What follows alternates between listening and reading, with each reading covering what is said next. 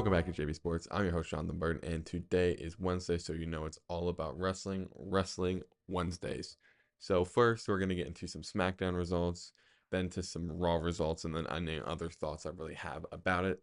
So first, SmackDown, you had the debut on USA Network. I believe it might have gone back, but the first show.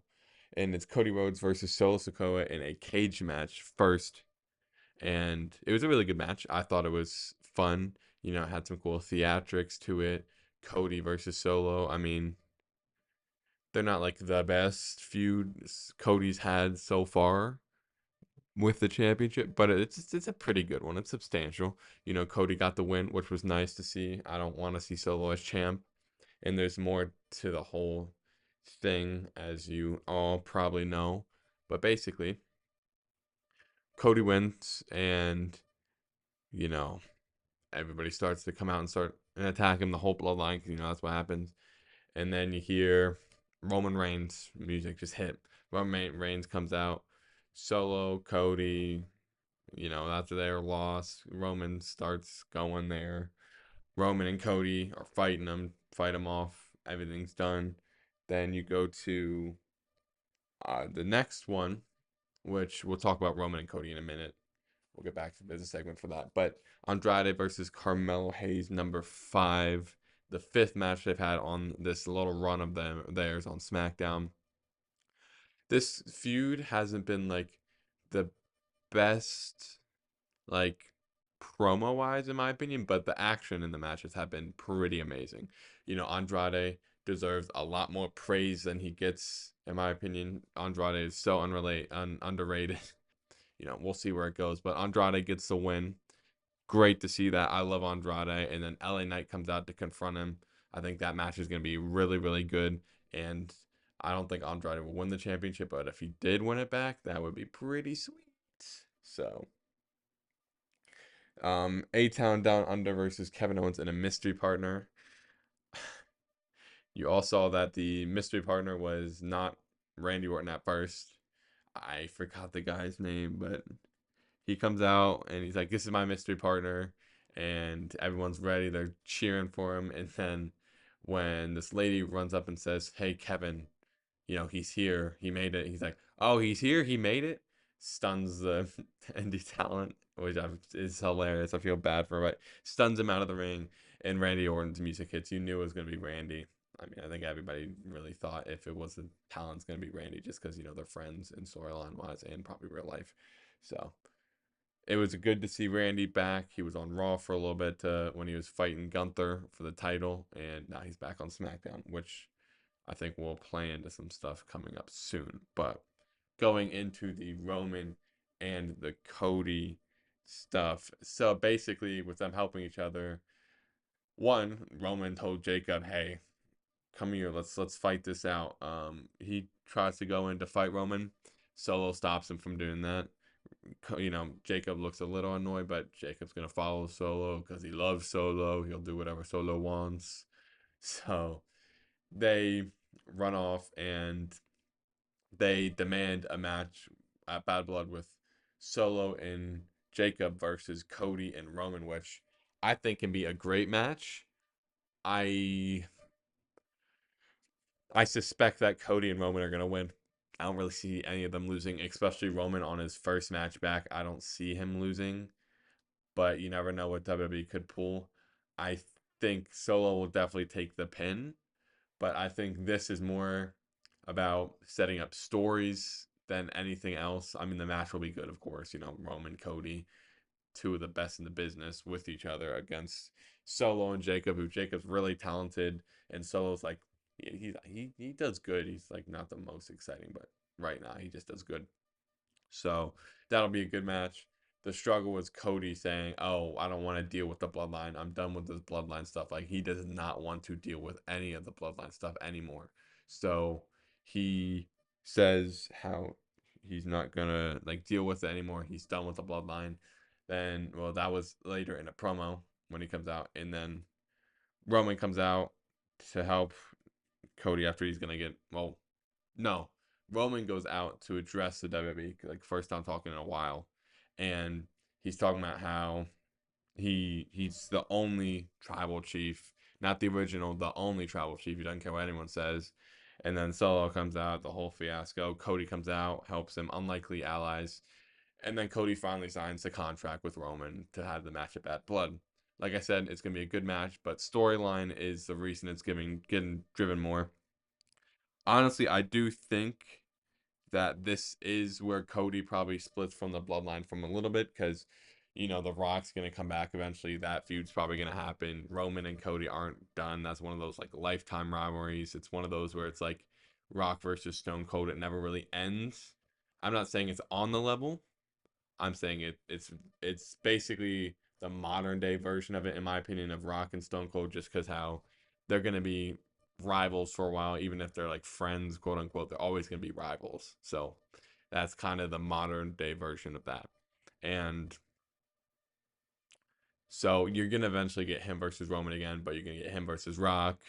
So hopefully, right now, this is just the end of it. I think personally, what's going to happen is he's going to win the match with Roman, and what's going to happen is, it's going to be a normal bloodline match, a ref spot. Everyone else comes in. Randy and Kevin Owens go in and help Cody out, and Cody and Roman win, and then later on next SmackDown, sorry, Michael, the next SmackDown, Cody's out there speaking about how he's done with the bloodline, and Randy's gonna come out and he's gonna be like, hey, so as much as we're friends and I like you, Cody, why would you be in a match with Roman? Why would you be his friend? And Cody's like, oh, I'm not being his friend. I just want to end this bloodline stuff forever. I want to be done with it. And then Randy's gonna bring up like, how could you even like be in a match with him? You know what he's done to you. The bloodline almost ended my career. You know what they've done to KO. So Randy's gonna be rightfully mad at Cody because he's he's with the enemy per se, and he's gonna be really annoyed by that. And then throughout the next weeks, there's gonna be some tension between the two. They'll be putting maybe some matches together, and then one time Randy's just fed up with all of it, and Randy's just gonna RKO Cody and start that feud. I cannot wait for that. I really hope that's something how it goes. Where it's like, hey, how could you like be in a tag team with Roman? How could you do that to me? But we'll see how it goes. That would be a cool way forward to go. Like Randy helps those two just because of Cody, and like KO does that too. And they're both like, how could you help Roman out? You know what he's done to us. You know what he's done to us personally. So I'm hoping it goes that route, but like I said, we'll see. Going into the next show, Monday Night Raw, which was a pretty good show. The first thing was CM Punk having a message for Drew. He's like, hey, Drew, like, I'm here. I got matches in me. I'm going to make you bleed in Hell in the Cell. So he's really just putting it out like, hey, I'm gonna mess you up. I'm gonna really try to hurt you, which you expect it from CM Punk. Like he's mad at Drew McIntyre for everything he's done. So you have that going on. Good promo. I liked it. Then you have Sheamus versus Pete Dunne. Pretty good match. Sheamus is always anytime Sheamus is in a match, it's pretty good. Pete Dunne held his own. Shillelagh at the end, the way he won was like okay. I mean, it wasn't a perfect match to me, but it was a pretty good one. Natalia versus Zoe Stark, not a bad match. That match didn't really interest me too much. Braun, we had. I'm not saying these matches like in order, but World Tag Team Championship match, New Day versus Judgment Day. This is the interesting part, so I'm actually going to talk about this last. You had Braun Strowman versus Bronson Reed. That match was crazy. People going through drywall, people going through tables, people going through anything you can imagine. I love that match. I thought that match was really fun. Just two big guys throwing each other. And then Damian Priest versus Dom Mysterio. You know, you you knew Damian Priest was going to win. It's just what happens at the end. Judgment Day attacks him, and Jey Uso comes out. But before this, Jey Uso had a promo between him and Braun Breaker. Really good promo. He said how he's been in WWE for longer, and how he was winning championships when Braun Breaker was in diapers, and how this title reign's going to be short and sweet, just like your NFL career, which was crazy to say, to me at least. Like, that was a crazy dig, which I thought was really disrespectful, but, that's the point, which was fun. And then Ron, like, oh, like he just tries to take him out and he goes for that spear, and Jay just like probably with like the best spear of Jay's career just counters it with his own spear. Really like that. And then also you had the before that, Finn Balor and Rhea Ripley are backstage, and Rhea's talking, and then Finn comes and he's like, I got this. And he's talking to her. He's talking about how they were family, and Damien and Rhea had to mess it up, and how, when Dom was resisting Liv, I was the devil on the shoulder telling him to give in. I was the reason that Dom left you for Liv. Rhea gets mad, and then Jay was like, "Oh, you got a problem here," and then Finn said, "No, it's whatever, just catching up with an old friend," and he left. But yeah, and then at the end, back to Damian Priest and Dom. At the end, they Damian wins, but they get attacked by Judgment Day, and basically you had Jay come out, did the slow Jeff Hardy little walk, like how everyone's like, oh, Jeff Hardy comes out to save you. It's gonna take him 5 minutes to get down the aisle. He's sitting there. You're like, why is he like surveying the situation? Why isn't he jumping in? And then you realize, oh, a man in a black sweatshirt just tried to murder Jey Uso with a crazy spear. It looked like he was a battering ram, but it was Braun Breaker getting him back for what he said earlier and the spear earlier. So that was fun. But the main thing for me, two main things. You had another QR code for the Wyatt Six, which was crazy. It linked to a river that had brothers at its coordinates. It had some video where it was like, "Are you happy?" It was this whole little crazy web page, which was really fun to look through, in my opinion. So you viewer discretion, because sometimes it gets a little weird, but not weird in like a bad way, but like creepy way. But really cool that they're implementing the QR code stuff again, because it's always fun to like figure out what's happening in it, looking through it. But going into the New Day and the Judgment Day, their match that day was pretty cool. Early you had Xavier say, "Hey, don't interfere with the match," to Rhea, Jay, and Damien. He's like, "Don't interfere at all. Let us do this. Let us do this ourselves, like what we can do, what we used to do." So they go out. Their match is going good. The rest of Judgment Day goes in, and Xavier's like, "All right, I'm ready. I'm gonna beat you up myself." Me and Kofi, and then the LWO will run out there and save him. And he's like, "Why? Why are you doing this?" Kofi jumps off the ropes, and it all causes the New Day to lose. Xavier is rightfully paid off. He's so mad. He's like, "Why you here?" Like, he's just annoyed at Kofi. Like, what's going on? Like, I don't understand what's going on anymore. He walks to the back. Eventually, it cuts back, and Xavier's just screaming at the LWO, like, "Why'd you interfere in our match? What are you doing? This is our match. This isn't your title match. Like, leave us alone. Like, why were you out there?" And then Kofi walks back and says, "I told him to be here, so have our backup, because the Judgment Day always does this." And Xavier's like, "So," because Kofi said that they can't deal with like the numbers games anymore because they don't have E. When they did, they could deal with it, but they don't have E anymore. And Xavier's like, "That's the thing you said. It's just us. Like, we're not good enough anymore because we don't have E." And Kofi's like, "That's not what I'm saying." He's like, "No, but how does the LWO know more about our tag team championship match more than me?"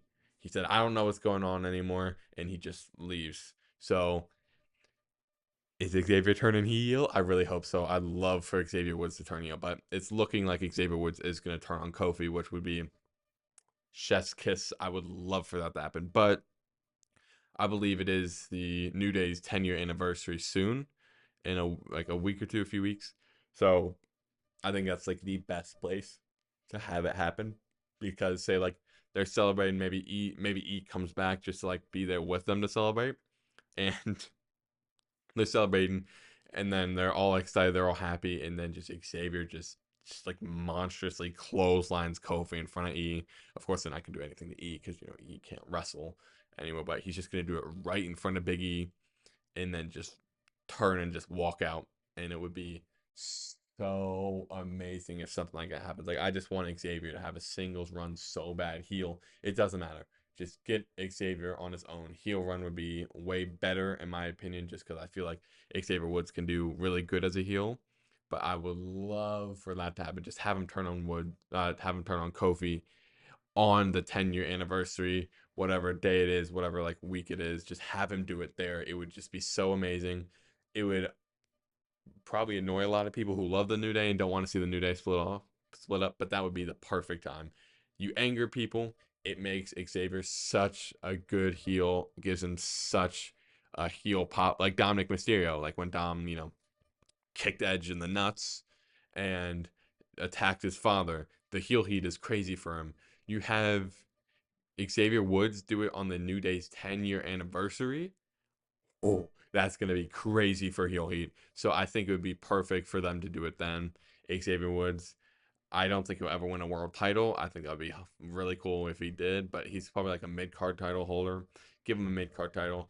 Let him have his own run because everybody in the New Days have it. Unfortunately, Biggie had his cut short due to the neck injury, which sucks for him. Everybody loved Biggie. I hope maybe one day he comes back, but it's all up to him. It's what is best for his health. But everyone's got their chance. Kofi had the WWE Championship when he won it at WrestleMania against Daniel Bryan. Biggie got the championship. Now it's time for Xavier to get his run, see how good he can. Because he got that mini one with the King of the Ring tournament win, but I don't think it was like, I think he deserved like even more time. And I think that was like a little like test run. And it went pretty well. I mean, he didn't eventually lose to Roman, but it went well. So, he gets his chance to have another singles run and be really, you know, cool. I mean, it's gonna be really cool. And like the first feud, of course, you're gonna have Kofi upset that Xavier turned on him. They've been friends for 10 years. They've been brothers, and he's gonna be like, "Listen, we were brothers, we were friends, but then you just turned your back on me. You stopped talking to me. You said we weren't good enough without Biggie. You said I wasn't good enough. I wasn't good enough to be like E, not like exactly like E, but you know what I'm getting at." And then they go off of that. Xavier wins because Kofi. I'd let I'd let Kofi put Xavier over. I think that'd be fine. You have him win, and I think that would be a perfect first story for Xavier. And then you can probably bring up some old feuds like against Jay, have some of those feuds happen maybe.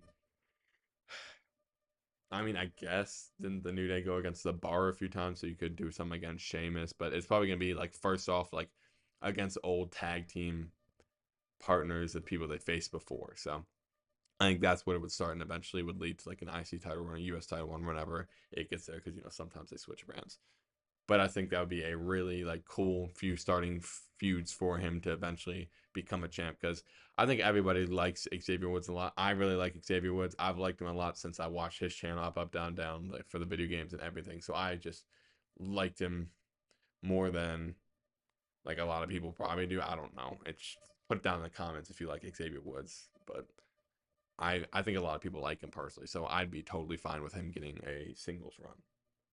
On NXT, there was some cool stuff that happened, mostly about CM Punk. He's going to be special guest refereeing a match of Trick and Ethan Page, but also Roxanne Perez came out and she was like, "Oh yeah, you were my hero, but I preferred your wife."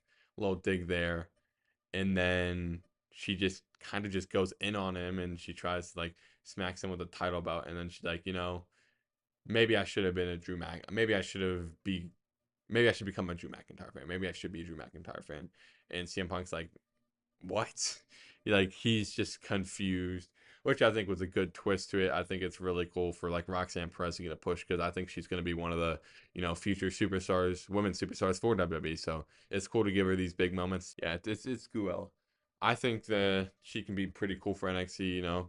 I think NXT's like women's side is really really good, and like they probably have one of the best like women's like, locker room in wrestling. I mean, WWE has a lot of WWEs are good, but like for some reason NXT is just always having really good women's matches, and the men's matches are good too. Ethan Page has been doing pretty good. Joe Hendry when he's there has been doing really good. You have Wesley like as a heel, which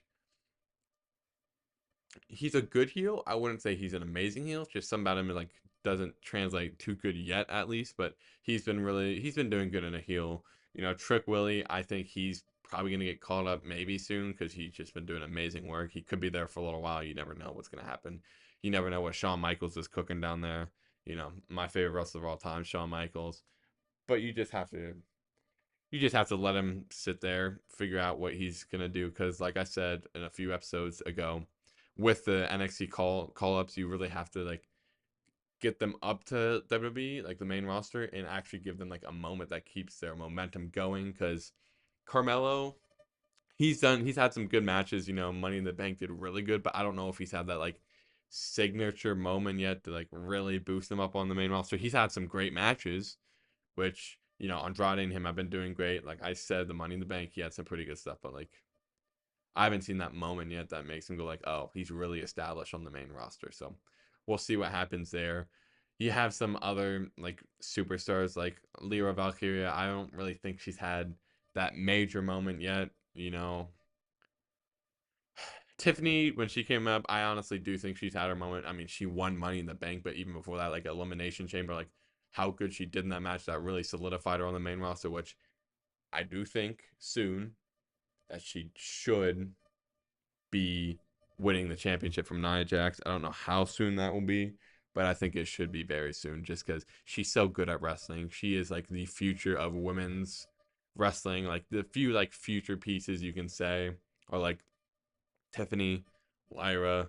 You have Roxanne Perez. Like those are some of the people who come to mind as the future of women's wrestling. Just because like Charlotte, Becky, Bailey, they're Nia, they're still good, but eventually everybody retires. Everybody does take time away. Like Becky's taking time away right now. Eventually, it's gonna happen for long, long term. So you're gonna have to have those new wrestlers. Like Tiffany is one of those. Roxanne, Lyra. They're good. They're gonna Io Sky.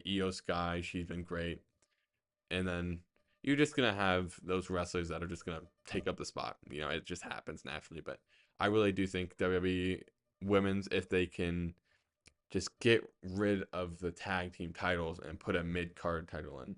Like personally, I think the tag team titles hasn't really ever had that thing that makes them really good. I mean, they started off pretty good at like that WrestleMania match, but like I don't think that the women's tag team titles have had that really spark they need. But I think personally, if they added a women's mid card title, like Intercontinental, whatever they want to call it, I think it would help a lot just because I feel like there's more of a need for a women's mid card titles for those like female wrestlers that aren't in that big like the really good women's group that always have the titles. It's like kind of like people like Jade Cargill, honestly, I think should get that before because she's been good on the main roster. I don't think she's ti- like heavyweight. Like she's not like the main champion talent yet. She's really good. I'm not putting her down at all. I just don't think she's completely there yet. So a title like that, bring her up. You know, those would be good for people like Lyra or Io. Like she can be a champion, but she'll have to wait a while. So like kind of mid card titles like that would be good for bringing them up.